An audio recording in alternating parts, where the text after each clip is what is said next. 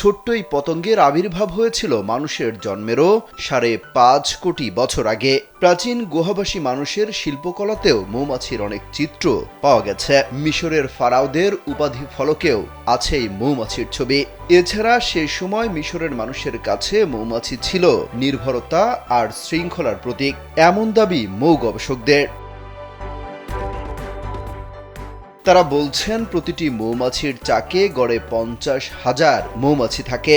১ KG মধু সংগ্রহ করতে প্রায় ৪০ লাখ ফুলে ঘুরতে হয় মৌমাছিদের, যেন সারাদিন তাদের কাজ শুধু মধু সংগ্রহ করাই।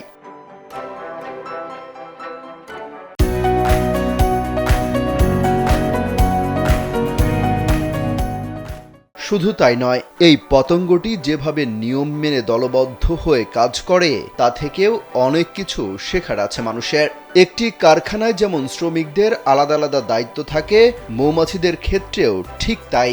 কেউ নার্সের ভূমিকায় বাচ্চাদের যত্ন নেয়, কেউ বা পরিচ্ছন্ন কর্মী হয়ে মৌচাক পরিষ্কার রাখে, অন্যরা মধু তৈরি করে আর পরাগায়নে ভূমিকা রাখে। আর সব মৌমাছিকে নেতৃত্ব দেয় একটি রানী মৌমাছি। তবে মৌমাছি সবচেয়ে বেশি পরিচিত তার মধুর জন্য, কিন্তু এই মধু আমাদের জন্য তৈরি করে না মৌমাছিরা, বরং শীতকালে নিজেদের খাওয়ার জন্য তারা মধু সংগ্রহ করে রাখে।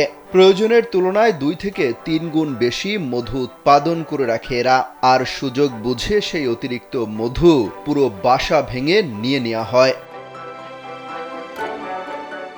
প্রকৃতিকে বাঁচিয়ে রাখার জন্য মৌমাছির গুরুত্ব সবচেয়ে বেশি বলে ধরা হয়, কারণ মৌমাছি অন্যান্য কীটপতঙ্গের কারণে গাছের পরাগায়ন হয়, ফুল ফোটে, ফল হয়। প্রকৃতির ভারসাম্য রক্ষায় এক বিশাল নির্ভরতা রয়েছে ছোট্ট এই পতঙ্গের উপর। কখনো যদি মৌমাছি বিলুপ্ত হয়ে পড়ে, তাহলে মানুষসহ পুরো প্রাণীকুল নিঃশেষ হয়ে যেতে পারে। অমিত হাসান রবিন, কালবেলা।